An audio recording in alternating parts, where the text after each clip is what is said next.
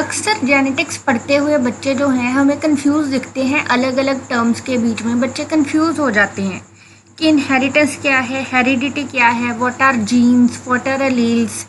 अगर आप भी हमेशा ऐसे कंफ्यूज रहते हैं तो ये वीडियो जो है बिल्कुल आपके लिए है। अब हम आपके लिए वीडियो सीरीज़ लेके आए हैं जेनेटिक्स टर्मिनोलॉजी, जिसमें जेनेटिक्स से जुड़ी सारी की सारी इम्पॉर्टेंट टर्म्स जो हैं हम लोग आपको बड़ी आसानी से समझाने वाले हैं। तो इस वीडियो को अंत तक देखते रहें ताकि आपको ऐसी ही यूज़फुल इन्फॉर्मेशन आपके दिमाग को हमेशा मिलती रहे। और अगर आपको ये वीडियो अच्छी लगे तो इस वीडियो को लाइक ज़रूर करें। तो चलिए अब शुरू करते हैं।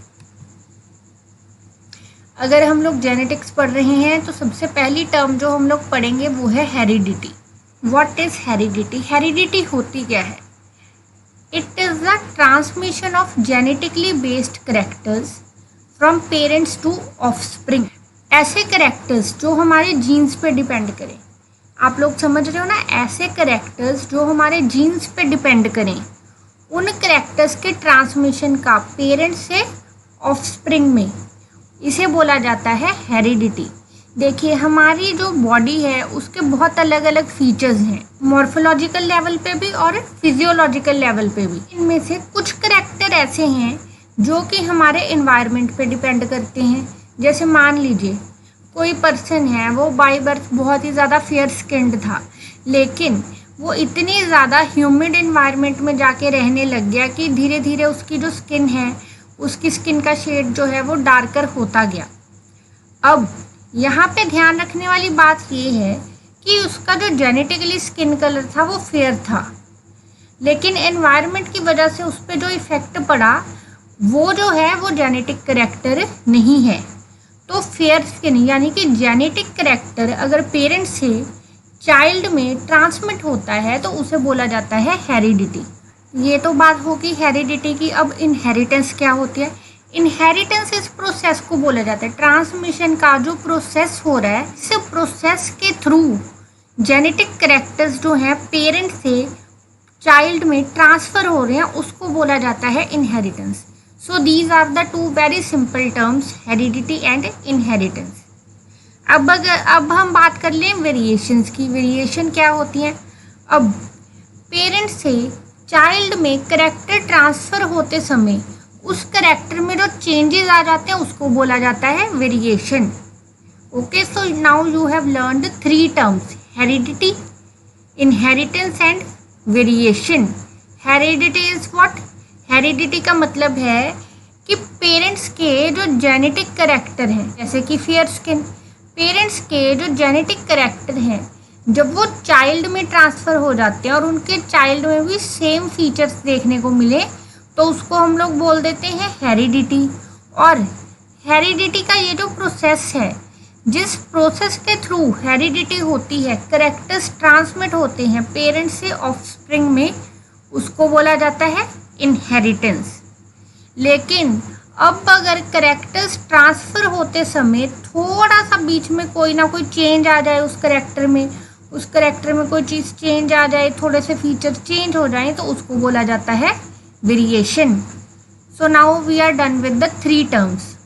अब हम आ जाते हैं जीन्स पे। जीन्स को लेके अक्सर ही बच्चे बहुत ज़्यादा कंफ्यूज रहते हैं कि जीन्स क्या होते हैं, क्रोमोसोम क्या होते हैं, व्हाट आर एलील्स। तो अब मैं आपको बहुत आसानी से ये सब समझा देने वाली हूँ।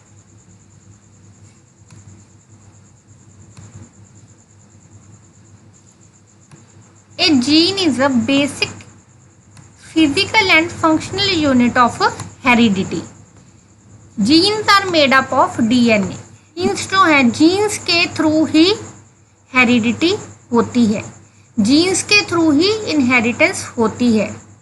जब हम लोग बोलते हैं ना कि पेरेंट्स से चाइल्ड में कैरेक्टर ट्रांसफ़र हुए हैं, कैरेक्टर्स की ट्रांसमिशन हुई है, तो किस चीज़ की ट्रांसमिशन होती है?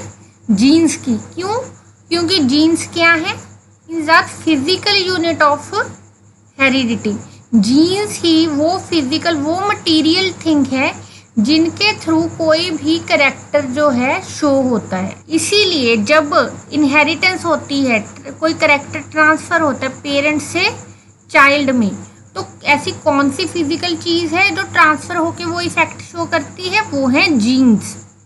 And also it is functional unit of heredity. Functional क्यों? क्योंकि जीन्स ट्रांसमिट होके इन्होंने अपना इफेक्ट शो किया, फिर ही जाके हेरिडिटी हुई ना, फिर ही कैरेक्टर ट्रांसमिशन हुआ।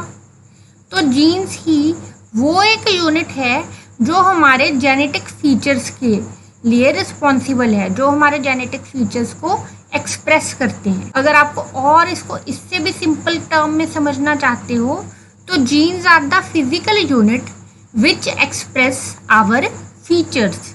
अब जीन्स जो होते हैं वो बने किसके होते हैं? जीन्स बने होते हैं डीएनए के। अब जीन्स जो है डीएनए की एक चेन से बने हैं या किसी लंबी सी डीएनए की चेन पे अलग अलग सेगमेंट्स को जीन बोलते हैं। ये कैसे पता लगेगा क्या मतलब होता है जीन्स का? तो देखिए, जीन्स जो है वो बने होते हैं डीएनए से, यानी कि डीएनए बनाता है जीन्स को। लेकिन जो जीन्स हैं वो ऐसा नहीं है कि डीएनए का एक स्ट्रैंड हो गया तो वो एक जीन हो गया, ऐसा नहीं होता है। अब मान लीजिए ये कोई लॉन्ग सी डीएनए की चेन है, इसमें यहाँ से लेके यहाँ तक का जो कोई सेगमेंट है ये किसी ना किसी प्रोटीन को कोड करता है, ये किसी ना किसी प्रोटीन को कोड करता है। तो ये क्या हो गया? ये हो गया एक जीन। अब ये जो सेगमेंट है ये किसी और प्रोटीन को कोड करता है, तो ये क्या हो गया? ये दूसरा जीन हो गया। या हो सकता है ये इतना सा सेगमेंट किसी चीज़ को कोड करे ही ना, तो फिर ये नॉन कोडिंग पार्ट हो गया डीएनए का। डीएनए के बहुत लंबी चेन है, डीएनए में बहुत सारे न्यूक्लियोटाइड प्रेजेंट हैं। तो उन न्यूक्लियोटाइड्स में से कुछ एक सेगमेंट जो किसी एक पर्टिकुलर फीचर को एक्सप्रेस करें या फिर किसी पर्टिकुलर प्रोटीन के लिए कोडिंग करें, हार्मोन एंजाइम के लिए कोडिंग करें, उन सेगमेंट्स को बोला जाता है जीन। अब जैसे ये देखिए, ये एक पजल है। अब इस पजल में क्या है? बहुत सारे अल्फ़ाबेट्स लिखे हुए हैं, लेकिन इन सारे अल्फ़ाबेट्स का तो कोई मीनिंग है नहीं। इन अल्फ़ाबेट्स में सिर्फ वही वाले इस पजल में सिर्फ वही वाले अल्फ़ाबेट जो एक साथ आके कोई वर्ड बनाए, वही किसी चीज़ वही काम के हैं ना।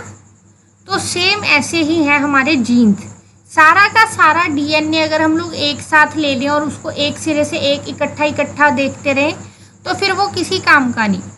उस सारे के सारे डीएनए में से वो सेगमेंट जो किसी एक पर्टिकुलर बॉडी फीचर को, चाहे वो मॉर्फोलॉजिकल फीचर हो चाहे फिजियोलॉजिकल फीचर हो, उसको रीड करें तो उसी को बोला जाता है जीन। अब जैसे देखिए यहाँ पे जितने मर्जी अल्फ़ाबेट लिखे थे, लेकिन काम के वही अल्फ़ाबेट हैं जिन्होंने एक वर्ड बनाया। ऐसे ही हमारा जो डीएनए है, डीएनए में बहुत सारे न्यूक्लियोटाइड लगे हैं, लेकिन उन न्यूक्लियोटाइड्स में से हम लोग जीन सिर्फ उन न्यूक्लियोटाइड को बोलेंगे जो एक इकट्ठे सेगमेंट में किसी ना किसी बॉडी फीचर के लिए कोडिंग करें। Next is alleles. अब ये जो अलील है ये एक बहुत ही बच्चों को डरा देने वाली टर्म है। अब बच्चों को समझ नहीं आता, अलील एक है, दो है, एक से ज़्यादा है, क्या है? और अगर अलील्स होते हैं तो जीन्स क्या है, क्रोमोसोम क्या है? तो देखिए क्या होता है, ईच ऑफ टू और more alternative forms of a gene that arise by mutation and are found at the same place on the chromosome are called alleles। देखिए हमारे जो जीन्स थे, सबसे पहले अगर आप लोग इजी करना चाहते हो तो सबसे पहले ले लो एक जीन। अब एक जीन क्या होता है वो तो आपको समझ में आ गया। अब जैसे यहाँ पे हम लोगों ने कौन से जीन की एग्जाम्पल ली है? हम लोगों ने एग्जाम्पल ली है आई कलर की। अब ये जो आई कलर है, आई कलर का जीन है कोई भी एक, तो ऐसा मान के चल रहे हैं आई कलर के लिए सिर्फ और सिर्फ एक ही जीन रिस्पॉन्सिबल है। वैसे ये चीज़ ज़रूरी नहीं है। देखिए हम लोग आगे चल के पढ़ेंगे पॉलीजेनेटिक इनहेरिटेंस के बारे में। क्या होता है कि किसी करैक्टर के लिए हो सकता है सिर्फ और सिर्फ एक ही जीन रिस्पॉन्सिबल हो, या फिर किसी एक करैक्टर के लिए बहुत सारे जीन रिस्पॉन्सिबल हो, या फिर एक जीन जो है बहुत सारे करैक्टर्स को कंट्रोल कर रहा हो। तो इनमें से कोई भी केस हो सकता है। लेकिन हम लोग यहाँ पे मान के चल रहे हैं कि जो आई कलर है उसको सिर्फ और सिर्फ एक ही जीन कंट्रोल करता है। लेकिन अब क्या हुआ कि जब वो जीन पेरेंट से चाइल्ड में ट्रांसफ़र हो रहा है तो ट्रांसफ़र होते समय उसमें कुछ वेरिएशंस आ गई या किसी वजह से कोई म्यूटेशन हो गई। अब म्यूटेशन होने की वजह से क्या हुआ कि वो जो जीन था उसमें थोड़ी सी ऑल्ट्रेशन आ गई, ठीक है, उसमें अपने सोर्स से या ओरिजिनल से थोड़ी सी ऑल्ट्रेशन आ गई। जैसे ये कैपिटल जी था, इसका डिज़ाइन चेंज किया हमने, स्मॉल जी बना दिया है तो जी, थोड़ी सी ऑल्ट्रेशन आ गई। तो क्योंकि अब इसमें ऑल्ट्रेशंस आ गई हैं तो ये वाला जो जीन है ये अपने पेरेंट जीन से अलग इफेक्ट शो करेगा, लेकिन इफेक्ट सेम शो करेगा। अगर ये जो है ये आई कलर का इफेक्ट शो कर रहा था तो ये भी जो है ये भी आई कलर का ही इफेक्ट शो करेगा, लेकिन अपने पेरेंट्स से थोड़ा सा डिफरेंट, लेकिन करेगा ये भी आई कलर वाला ही। तो इस चीज़ को बोला जाता है अलील। तो अब ये कैपिटल जी और स्मॉल जी ये क्या हो गए, ये हो गए अलील। तो अब आपको समझ आया अलील क्या होते हैं। एक ही कैरेक्टर के जो अलग अलग हम लोगों को फिजिकल फॉर्म्स देखने को मिलती हैं, तो उन अलग अलग फिजिकल फॉर्म्स के जो पर्टिकुलर जीन रिस्पॉन्सिबल होते हैं उनको बोला जाता है अलील्स। अब ये जो अलील्स हैं ये एक क्रोमोसोम के ऊपर हमेशा सेम लोकेशन के ऊपर प्रेजेंट रहते हैं। सारे के सारे अलील्स क्रोमोसोम के ऊपर हमेशा ही सेम लोकेशन के ऊपर प्रेजेंट रहते हैं।